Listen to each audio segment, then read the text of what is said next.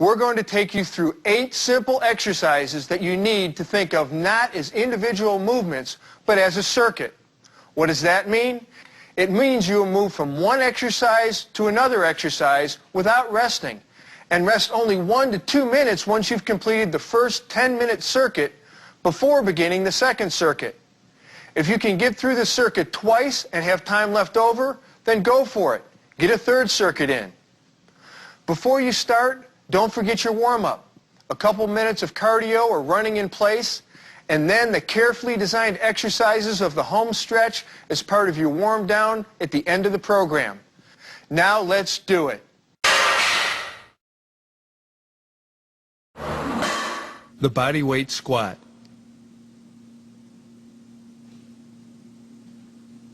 Start by flexing through your quads, hams, and glutes. Power yourself under strict control back up to a standing position.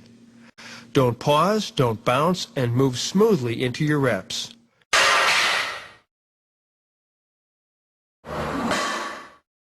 The side-to-side lunge. Continuing with your leg workout, put your hands on your hips, take a wide stance, and keeping your head up and torso erect, step with your right leg straight out to your side as deep as you can without moving your left foot. Plant your right foot and bend your right knee to 90 degrees. Then, flexing the muscles of your thigh, push yourself back up to a standing position and repeat the movement with your left leg. Alternate side to side until you've completed 10 reps per leg.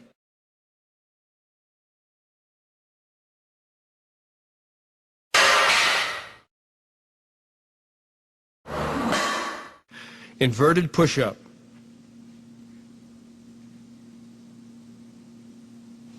Targeting the shoulders now, we move into the inverted push-up. Place your feet on a chair and your hands in front of you, shoulder width apart. Without moving your feet, creep your hands backwards until your body is bent almost 90 degrees and your head is facing the floor. Press up until your arms are straight. You should now look like an inverted V. Taking a breath and holding it to steady your torso, slowly lower your head toward the floor until your arms are bent almost 90 degrees. You want to feel the tension in your shoulders, not your arms. At the bottom, push steadily back toward the start position and continue into reps, maintaining the inverted V shape of your body.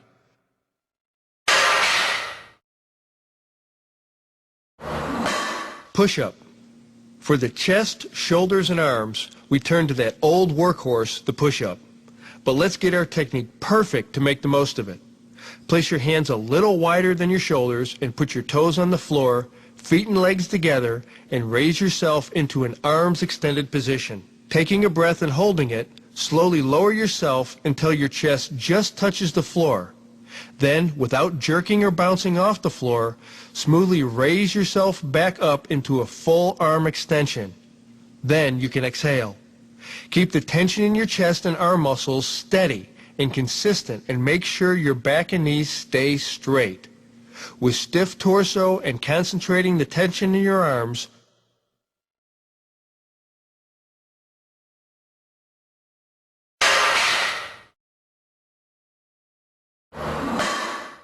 close grip push-up. To focus on the triceps, we slide our hands in side by side so that our thumbs and index fingers form a triangle beneath your chest. Take a breath and hold it to stabilize your torso. As you descend, your elbows will point outward.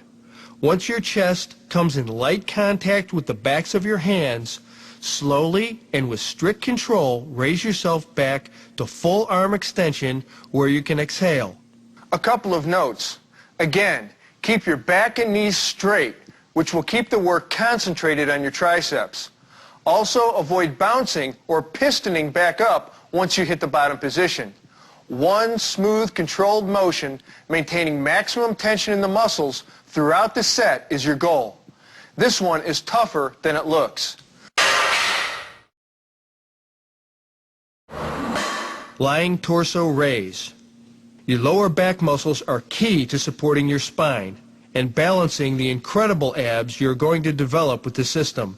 It also helps prevent injury as time goes on. To build up the lower back, lie face down on the floor and place your hands loosely behind your neck. Inhale and hold the breath, then slowly raise your upper body until your chest is a few inches off the floor. No need to overdo this movement. You don't want to strain your back. What you're looking for is a nice feeling of contraction in your lumbar spine and your back muscles as you raise up. Hold this top position for a 2-second count, then slowly return to the start position under control. Again, avoid bouncing or jerking during the transition between going up and going down on your individual reps.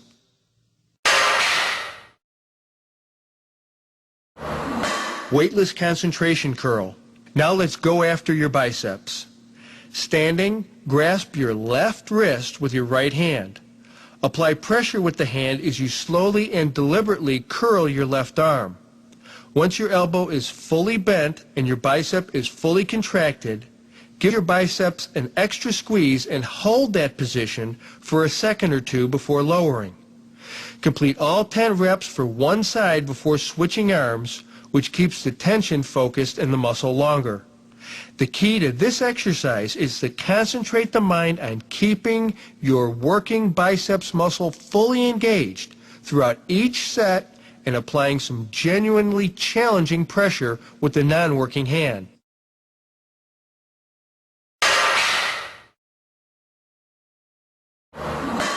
The crunch. This exercise will work both your upper and lower abs if you maintain strict technique. Lie face up, keep your knees bent and your feet on the floor. Keep your hands loosely behind your head to avoid the pitfall of pulling on your head as you get fatigued. Inhale, hold it, then curl your torso slowly as you bring your shoulder blades up a few inches, only a few inches, and squeeze your abs and then slowly return to the start position. To keep tension focused on your abs, thereby maximizing the impact of this exercise, don't spend more than a second in the down position. Remember, the longer your shoulder blades are off the floor, the more work your abs will have to do.